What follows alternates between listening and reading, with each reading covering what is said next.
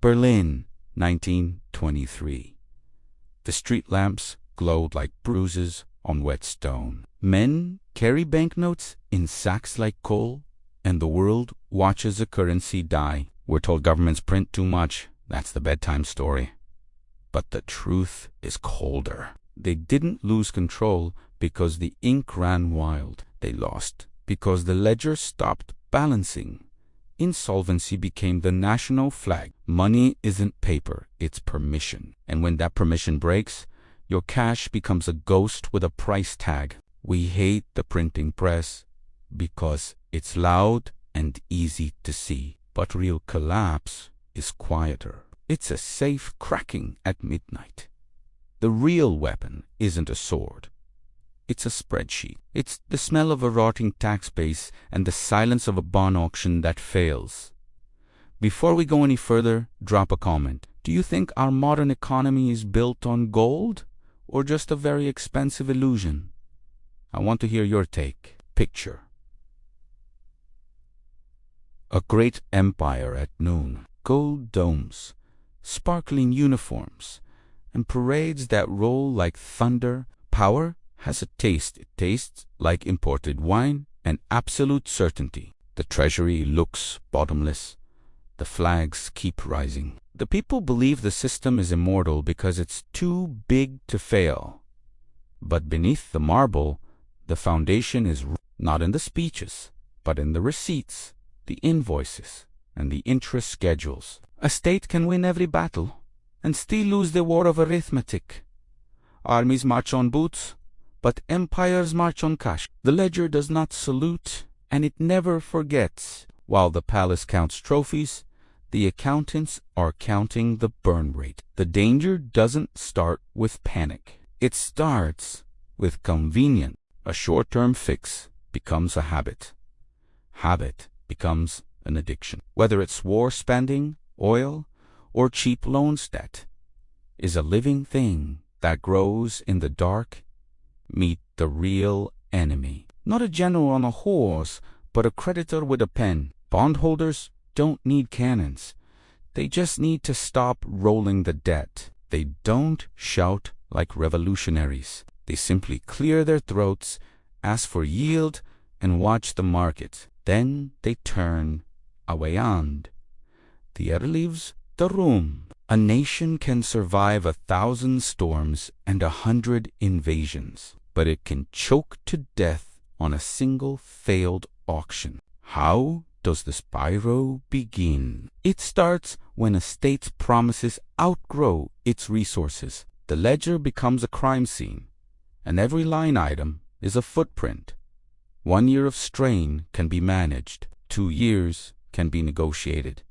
But by the 3rd year, that's when the math starts asking for blood. Let's walk the pattern, because history leaves fingerprints. Spain in the 16th century looked like destiny made metal. In 1550, silver arrived like a miracle, and prices rose like fever. Ships brought tons of treasure from mines like Potosi, and the court spent like tomorrow was guaranteed. But Spain's tax base at home stayed narrow, like a thin rope holding an anchor. The empire borrowed against future shipments, turning hope into collateral. By 1557, the crown declared bankruptcy.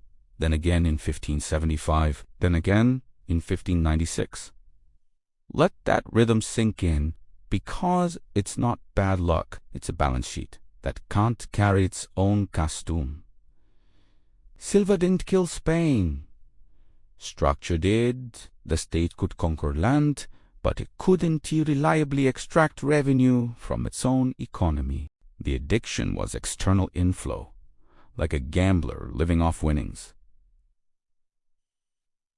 The monster was debt service, waiting at the dock. The antagonist was the market's patience, which is always shorter than a king's pride. Now move forward to Britain after the First World War, when the empire still wore its best suit. In 1918, the uniforms were pressed, but the treasury was exhausted. War bills stacked like bodies. Britain tried to restore the old magic in 1925, returning to gold at the pre-war parity. It was a beautiful idea with a knife inside it. The pound became overvalued, and deflation squeezed workers like a vice. Unemployment rose, strikes flared, and the economy limped. Yet the monetary system didn't collapse into dust. Britain bent, then left gold again in 1931, and the state continued breathing.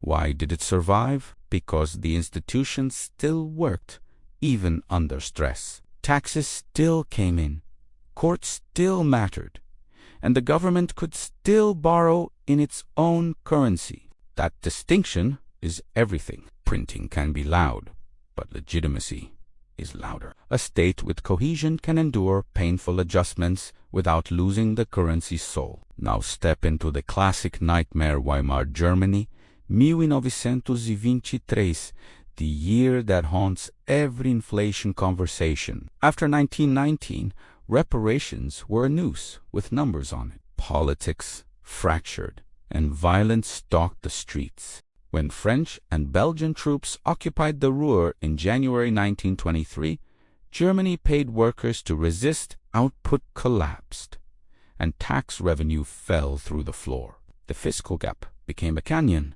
and the printing presses filled it with paper. Prices doubled, then doubled again, then stopped meaning anything. Wages were paid twice a day because lunch cost more than breakfast. Savings evaporated like breath on glass. But the printing wasn't the first domino. The first domino was authority losing control of resources. The ledger cracked before the currency screamed. Germany couldn't tax enough, couldn't borrow affordably, and couldn't meet foreign obligations in a currency it couldn't print. Confidence died quietly. Then the price level died loudly. Hyperinflation was the funeral, not the murder. Here's the rule of three, the tragic momentum you should watch. The gold was gone. The credit was frozen. The Allies had turned away. When those three align, the state starts selling its future for its present. That is not policy. That is desperation with a stamp. Fast forward to Argentina in 2001, a modern noir with fluorescent lights. In 1991, the peso was pegged 1-to-1 with the US dollar. Stability returned and money flowed in like a fresh tide. But pegs are vows, and vows demand discipline. Argentina borrowed heavily with too much debt denominated in dollars. When growth slowed and shocks hit, the peg became a trap. By 2001, the government faced roughly $100 billion in debt, and trust ran for the exits. Bank withdrawals were restricted in the Corralito, and the streets filled with anger. Then default hit, the peg snapped, and the currency fell after credibility did. Notice the pattern again. The issue wasn't only money creation. It was the mismatch between external liabilities and internal legitimacy. If you owe in dollars but earn in pesos, you live on borrowed time. The market is not sentimental. It will price your weakness faster than your politicians can deny it. This is why printing too much is an incomplete story. Printing is often the last tool left in the drawer. The real collapse comes when the state can't tax, can't borrow, and can't command belief. So why do most monetary systems not break? Because most states choose uglier options before they choose death. They inflate gradually, restructure, quietly, impose controls, and renegotiate terms. Inflation is painful, but it is also a negotiation. Default is a confession. Collapse is when no one believes your confession matters. Look at Japan in the modern era and feel the paradox. Debt has sat above 200% of GDP for years, and the central bank bought enormous piles of bonds. Yet the yen didn't become Weimar paper overnight. That's not because Japan found a magic printer set in. It's because domestic savings are deep, institutions are stable, and debt is mostly held at home. This structure holds, even if the optics looked strange. Nothing says stable system like a central bank owning a huge share of government bonds. But stability isn't about appearances. Stability is about whether the ledger can still be enforced. Now bring it to the world after 2008 and after 2020, when balance sheets exploded across developed economies. Trillions were created to keep markets alive and people fed. Inflation surged in 2021 and 2022, and headlines screamed apocalypse. Yet the dollar did not die, and the euro did not evaporate. Bond markets drained, currencies moved, but the systems held, because the pillars were still standing: tax capacity, deep debt markets, and institutional continuity. This is the lesson the internet skips, because it's not dramatic enough. Collapse is not a technical error. It is a political fracture that becomes a financial event. If you want the real checklist, it isn't how big is the central bank's balance sheet. The checklist is colder. Can the state still extract revenue, enforce contracts, and coordinate sacrifice? When those answers turn to no, money becomes fragile. When those answers stay yes, money can survive ugly numbers. That is the cruel truth of monetary history. Now we go deeper into the descent, the chronological spiral you can almost time with a metronome. First, deficits widen, and the state pretends it's temporary. Then rates rise, and the state pretends it's manageable. Then the currency weakens, and officials pretend it's speculative. Then reserves drain, and officials pretend it's seasonal. By the time the public notices, the ledger has already written the ending. Here is what the spiral looks like in numbers, because numbers are where the bodies are buried. A state runs a deficit of 8% of GDP, then 10%, then 12%. Debt rolls at 6% interest, then 9%, then 14%, and the refinancing window. Foreign reserves fall from $40 billion to $25 billion to $12 billion. Imports become rationed, and fuel lines lengthen like scars. The government sells bonds that no one wants, and suddenly auctions fail. The failed auction is a gunshot in a quiet room. It tells every investor the same thing: they can't borrow normally anymore. So the state reaches for alternatives. It pressures banks to buy government paper. It forces pension funds to hold safe bonds that aren't safe. This is financial repression with clean paperwork. And when that still isn't enough, the state prints not because it wants fireworks, but because it needs payroll. Teachers, soldiers, and nurses don't accept speeches as currency. Now watch how social consequences emerge before official collapse. Bread prices rise and wages lag. The poor feel it first because they live closest to the cash register. The middle class feels it next because savings are a promise. Inflation breaks that promise, one quiet week at a time. Then the wealthy hedge, and the gap becomes a canyon. At this stage, the currency is still alive, but sick. People start thinking in another unit, like dollars, gold, or goods. When a society stops counting in its own money, it has started leaving its own house. This is where panic is born, but it is not irrational panic. It is rational flight from a failing contract. People don't flee because they are weak. They flee because the ledger is bleeding. And now we reach the smoking gun moment, the paper that seals fate. It is often a treaty, a decree, a restructuring term sheet. It reads like law, but it feels like foreclosure. In 1881, the Ottoman Empire signed the Decree of Muharrem, creating foreign control over key revenues. Creditors didn't invade with troops.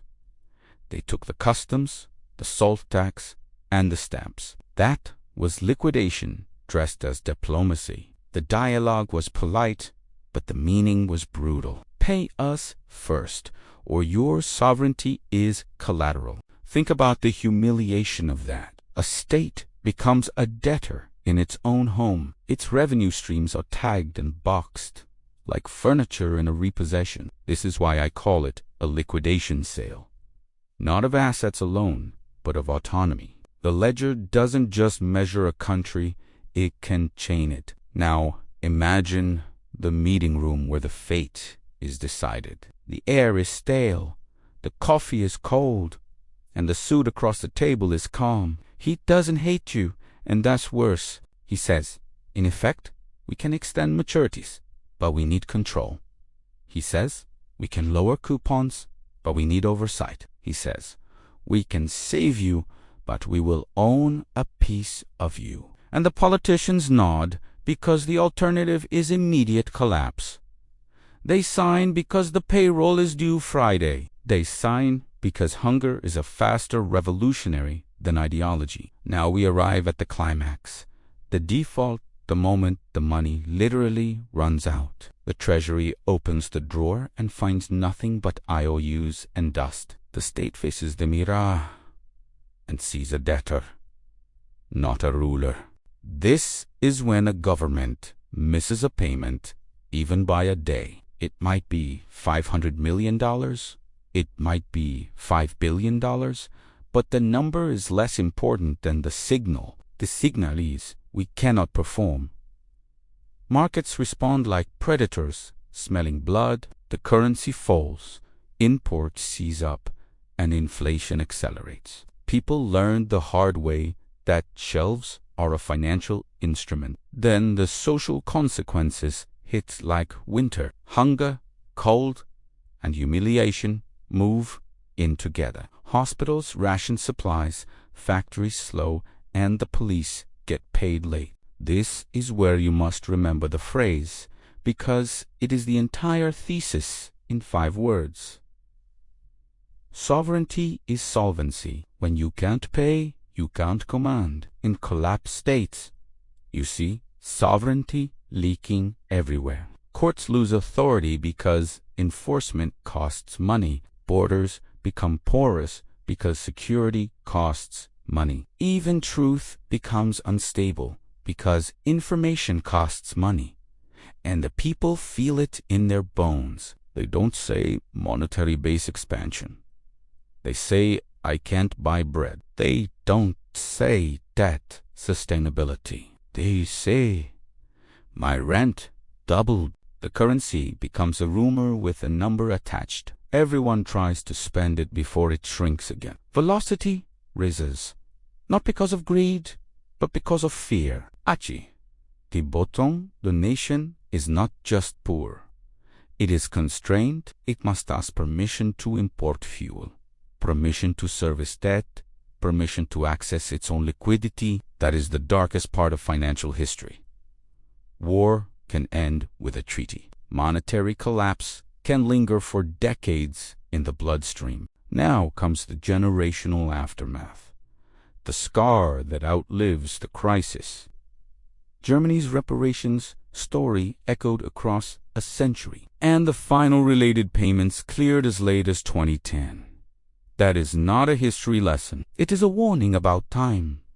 Debt has a long memory, and it charges interest in culture. It changes how people vote, save, and trust. A collapsed currency can make a society allergic to risk for generations. And yet, here is the twist that explains the title's second half. Most monetary systems don't break because collapse is costly to elites too. The people at the top may be arrogant, but they are not usually suicidal. So they choose adaptation. They devalue instead of implode. They extend maturities instead of confessing failure. They cut deals in quiet rooms before the street does it for them. This is why you should watch structure, not noise.